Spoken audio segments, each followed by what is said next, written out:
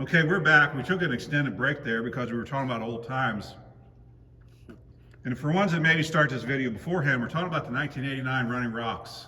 Who gave us that name? I know your mom made a shirt. Did she give us that name? Well, remember UNLV? Yeah, Running Rebels. Rebels at the time. I think we had kind of made it up with Kyle. Yeah, or what were the two brothers? One of them worked for the leader. Dietrich? Did Larry Dietrich give it to us? Because he was our reporter. That could be. He came to a lot of our games. He went I was. either that or he was a reporter for my 90 or the 90 team, and he ended up dying near the end of the season. Yeah. Just was he the one when we had the alumni game? Yeah, he played in it. And he died short that night. Something happened and he ended up dying. It was kind of a shock. I was wondering if maybe one of those guys. They might came up with that. have. I know. But yeah, I know the Runnin' Rebels UNLV was dominating around that time. Larry Johnson's still one of my favorite players. The way he went to the rim, oh my God. Yeah. So anyway, we're going to talk a little bit about the '88 season before we get to the '89. We covered our childhood, somewhat, not everything we did, and we talked about our JV teams. The first video. These will probably be 3 videos here instead of 4. So the '98 team, I played sporadically on. I was brought up. Tim and Derek were on there, played sporadically because there were so many seniors. They went 15-12 that year, and they had 16 varsity players when I was on there. 16. And I think Coach before, we talked earlier that maybe not on tape here, but he was starting in his varsity. '88 would have been his second year. Maybe Second or third year. I don't know if he was in '86 with Jim Sheeran. Now maybe he was. I don't know if he was the varsity coach in '86. I'm not sure. I think Nair left in '85 after Brian Abbott and those guys got out. But and I think he said before he probably should have, cut some players just because there were so many. And I think at the time, being young, nothing against the senior class, but he kind of thought, hey, they're seniors, I need to play them, and he may have caught some wrath from some parents also, I don't know. But Tim and Derek and I have talked about this before. When I moved up, obviously I was not part of the team like full time, but it never seemed to me that team was very close or as close as we were. It was more or less the divide was there. The seniors and the juniors. There was no, and I don't know if it was maybe that way with Kyle, maybe. I know Kyle kind of was buddies with Tony Prisner at some point in time, but am I correct in that my assumption of that team, you guys were just not a very close team? Yeah, and Kyle had a little bit of connection with them because, as we talked about when we were younger, through baseball, he would play with those guys for 1 year, and then the next year we were with Kyle. He was always a year ahead of us in summer baseball. Yeah. So he was always playing with those guys that were a year ahead of us in school. So he knew them a little better than we did just from baseball. So there was that connection, but like socially, yeah, the two classes didn't really hang out. I mean, like away from the court usually. I mean, we got along with those guys as far as, personalities, but we didn't. I mean, even though most of them were like on the baseball team. I mean, we were all in the same team.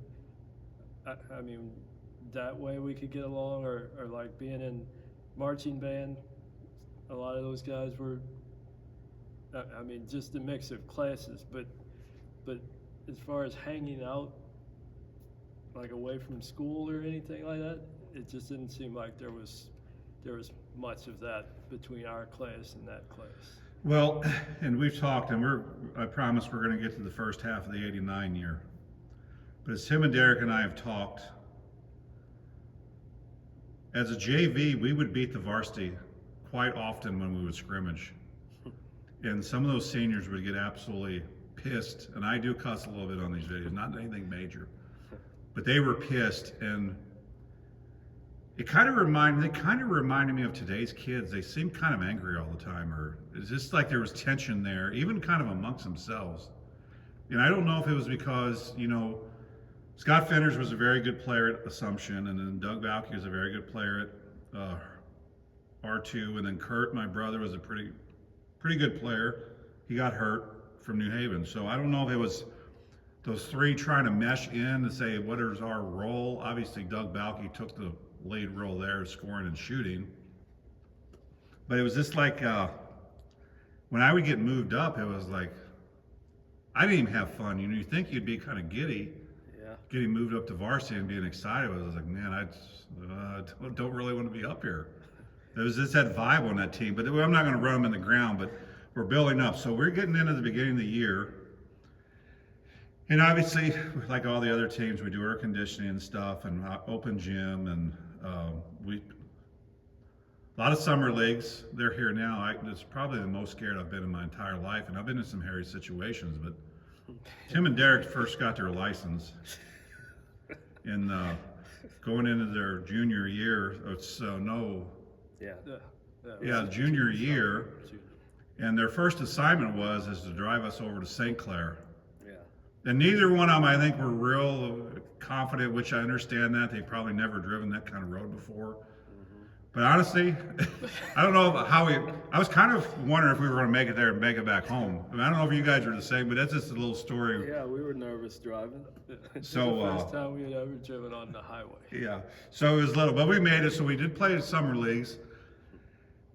Troy, St. Clair, and I think we had one in a tournament or something out here all the time, didn't we? We played out here in the summer. It seems like it. I don't know if it was really a league, but I think we just had like a tournament. Maybe do you remember that? I remember it was hotter than what, because at the time we didn't have the big fans in here. Yeah. We just had the exhaust fan on the ceiling. Yeah. And we're in the New Haven school here.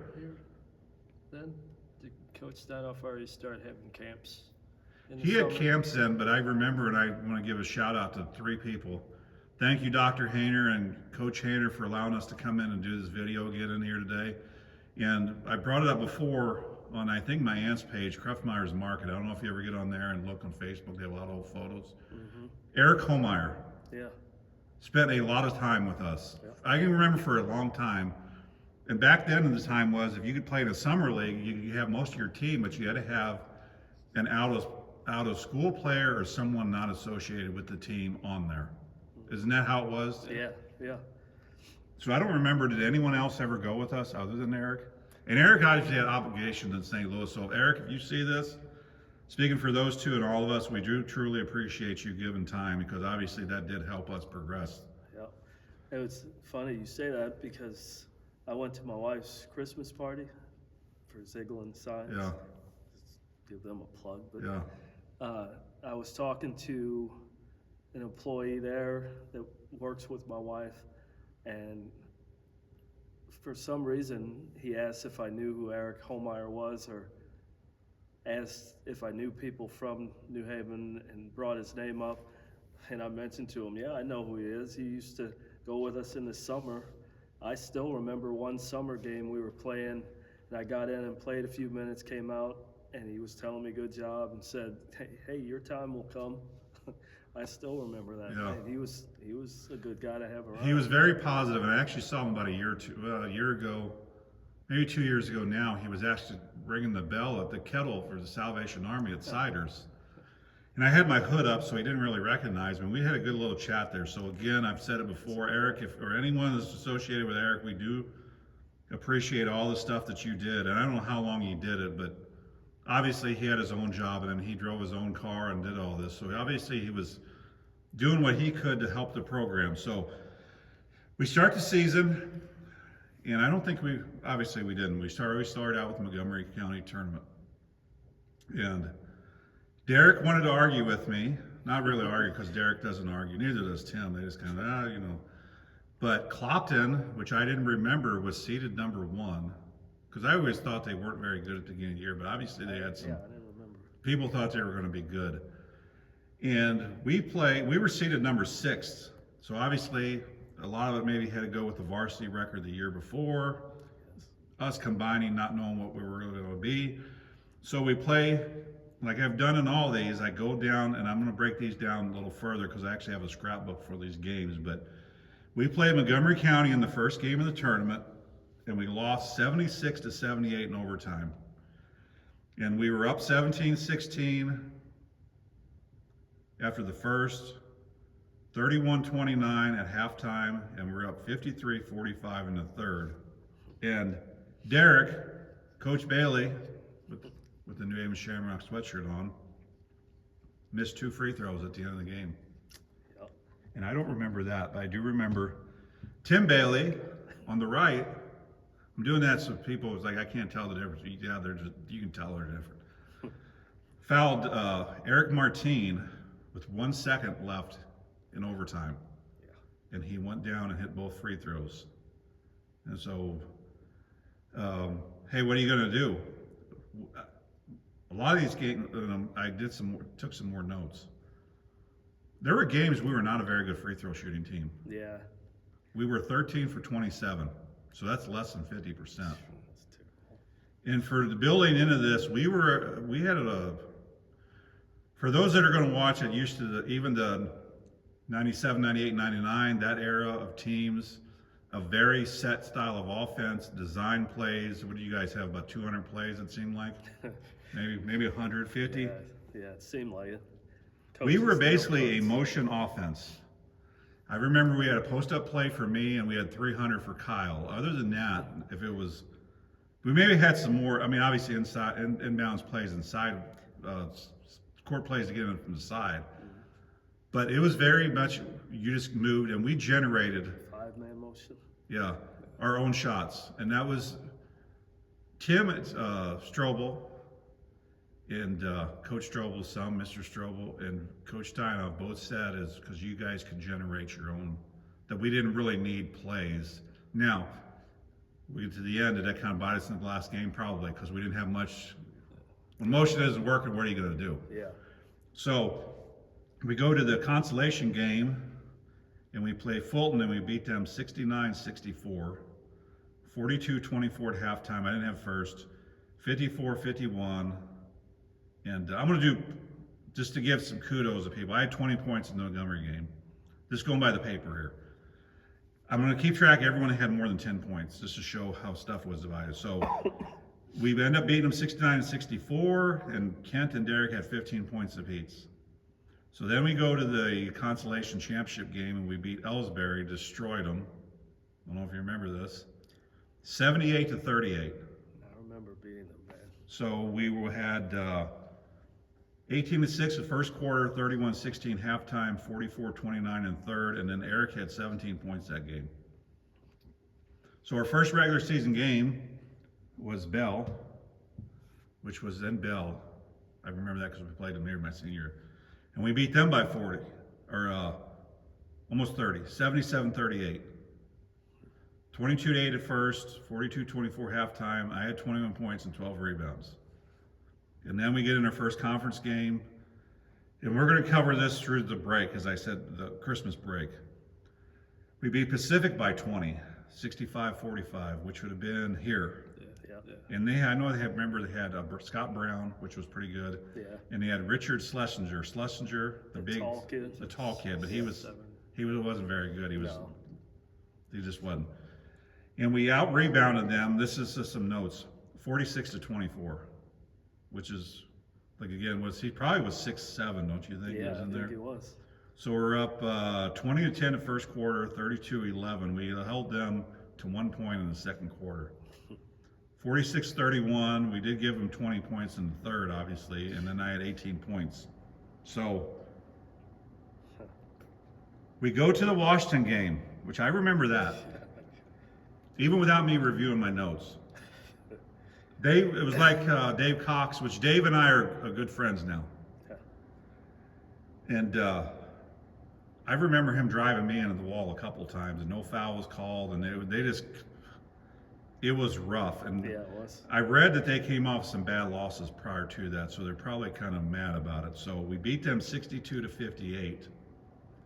And it was not as close as the score indicates. It was 16-13 first, 35-25 halftime. and 51-33 at the end of the third. And I think we got a pretty big lead, and that's when Kenny Overmark, I think he got he hot lit it in the up. fourth. He had 20, almost 30 points that game from the three. Yeah. And that's the only reason the game was as close as it was. And Kyle had 16 that game. And if you guys want to add anything about these games when I'm going, like that you remember that I'm not bringing up, I just remember how physical that game Yeah, was I down in remember that Washington. one. Yeah. Was that the game when you guys were late? Yeah, that was a good Tell one. us. Let me tell the Good story. start. The Baileys, I always call them the Baileys. A lot of people call them the Bailey boys. Have been called that since they were young. Not derogatory, it was just the Bailey boys. Twins. The twins, yeah, the twins. And they're notoriously late. They were about 7 minutes late today, which was better than most of the time. So we're sitting there waiting and waiting and waiting and waiting, and coach is getting pissed and pissed and pissed. And if I remember this correctly, you guys can add in. When we're coming around up here by the Legion, that's when you guys started coming down the hill. Yeah. And you guys drove down there and you had to set out the first quarter, is that right? No, we didn't drive to the game. We rode the pep Oh, you bus. did? Yeah. Am I correct in my assumption? Is that all you had to do was We did sit out the first quarter? Was that Did the he whole make you quarter? run it? I know we didn't start. I can't remember. Oh. I thought For you that- guys was sat it out the the whole first. quarter? I thought we might have, but I don't know. We did run the next practice. Yeah. He had us run. It was 'Cause it was before school, wasn't it? 24 laps, Yeah. like a mile and a half before. We practiced before school, and then we had to run Really? after before we went to class. Did you think that was a fair trade-off for being Yeah. late? Yeah, Okay. we knew it was our fault, and we were willing to accept it. And it's a really good thing we were in good shape. Well, it probably didn't affect you because these guys, if you're watching here, they'd be done running these walls or shuttle runs, and they'd be waiting for us to even touch the ninth wall or something like that. But so it probably didn't affect you much physically, No. other than if you're like me, you didn't like running long distance. I mean, Kyle Shear could have ran that in what, Yeah. 8 minutes. Yeah, Yeah. you did that twice. So then we play probably the most famous game of that year, other than the Clopton year game. Do you guys know what it is before I'm going to say it? Cuba. Nope. Sullivan. Oh yeah. Oh yeah, yeah. And I don't know about you and other people that have played here, but that is my favorite gym I've ever played in. I like it down in the pit. The rims seem short or not as high. I don't know if you could jump higher on that floor or what. It does seem like The rims were always softer because unlike these with the springs, they had the foam or the padding. Yeah. So a lot of it would give on there. And we scored a total of 181 points. Yeah. 92 to 89. Which was, I mean, it's not the 50s things, but usually the 50s teams are up 92 to 50, whatever. Yeah. So we're up 21-12 in the first quarter, 47-37 at halftime, 73-62 at the third. And again, I think it would have been worse, but if I remember correctly, Kevin Carey hit some threes that kind of brought him. You know, everyone has those games. You're like, was it close? No, it wasn't, but they kind of came back. And Yeah. so this was Eric's highlight of his career. It seemed like anything he threw up that game went in. Is that Yeah. what I can remember correct? That's the game. And that's Eric Caught Steinbeck. one-handed and put it back Yeah. in from 5 feet. So we did have a lot of people scoring there. It wasn't just a one-man show. Eric had 27, I had 22, Kyle had 20, Tim had 16. And here's something that most people do not know. I don't even know if Tim knows. I remember this. Derek did not have 1 point. Yeah. And he only had 1 turnover. That up and down, that was a phenomenal. And Coach even made mention about your game, how and they kind of came after us. It wasn't like we just ran up and down. Yeah, I mean, it they was- guarded. Yeah. So that's to me, that's more impressive than us scoring, the individual scoring. Yeah, and we didn't finish the game and me feel like I didn't contribute. Yeah. And I felt like I was part of the game the whole And time. you were in the game. It's Yeah. not like you sat Yeah. out Yeah, part of the I game. played either. probably most of it, or all of the game. And, So and you- for people who, that we didn't mention yet, Derek was our point guard, so he was, Yeah. he was handling the ball for us. He's getting some highlights here. He's Yeah. had some games where he scored some points, Yeah. but Yeah. obviously I'm sitting here. I wanted Kyle Shear to sit here, and he had some other obligations. And nothing against the other varsity, but it's so hard to get everyone here to sit down. But whether the other ones agree or not, the 4 of us were the core of that team. And now, granted, we had other cogs that were important. Eric was important, Mark Steinbeck, Matt Pyrick, Jason Wood, Yeah. Paul Lowney.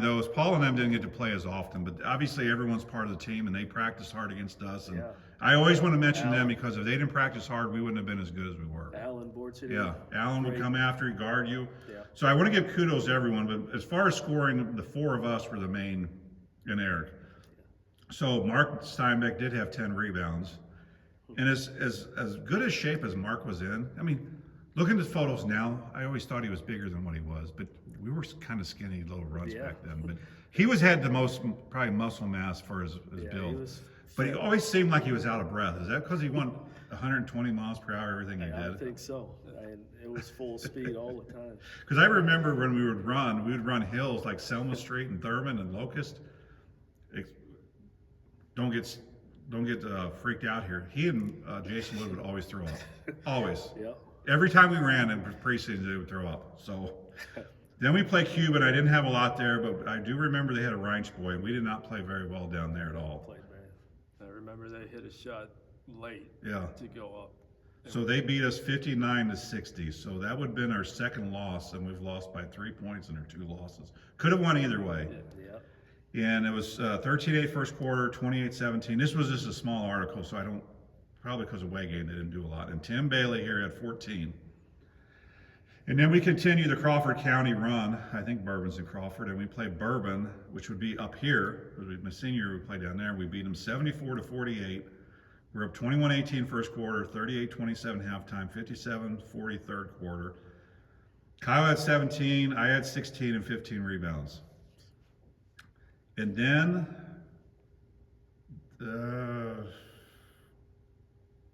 maybe Sullivan was before Christmas. Was Cuba, you remember, before? I think it was. Yeah. Yeah. 'Cause I think one of our first games after Was Christmas Borgia? No, wasn't it? Didn't we play South Callaway? Was South Callaway, we played Borgia before Christmas? Because I'm looking at a breaking point here. Let's just go to the Borgia game and then we'll take a break because we're at 22 minutes and then we'll come back to the second half of the season.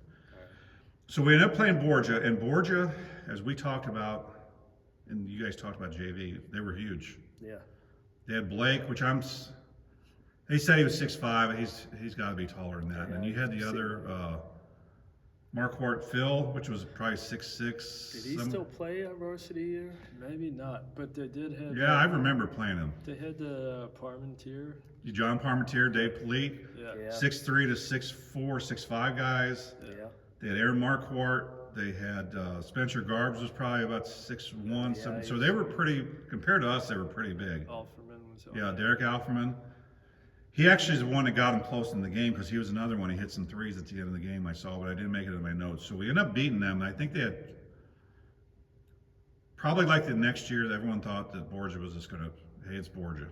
But we ended up beating them by 13, which was, we kind of sent shockwaves to the area there. We out-rebounded them, although we were quite a bit smaller, 30-17. We were up 20-12 at first, 29-28 halftime, 47-42 in the third. And Tim Bailey had a pretty good shooting game. Do you remember that? Yeah. It was in this building right here. Yeah. You remember how many points you had? I believe I finished with 20. 20, you are correct. I think And- I was 8 for 11. Yeah, I remember you had a good game. You had a good shooting game. So, and I had 16. So, I know we play South Callaway always after the break. So we're at 23 minutes. This is going to be the next one's probably going to be about the same time. So we'll take a little break. And at that point, I didn't have the here because I have so much noise. So we were 1-1, 2-1, 3-1. 6-2, 7-2. We were 8-2 going into the break. Did we play that many more games after? I guess you have 2 tournaments there too at the end. Yeah. So 8-2. So we end up losing 3 more. Is that correct? Yeah. Yeah, we lost. Yeah. We're gonna cover those games. 2 of them were tournament, or one of them was a tournament game. So let's take a break, and then we'll come back for the second half of the season. And we'll finish it up with Tim and Derek Bailey, and we're part of the Running Rocks. And people was like, why are you doing this? Because people still talk about us, that team, that kind of like the 67 team. what could have been. So let's take a break.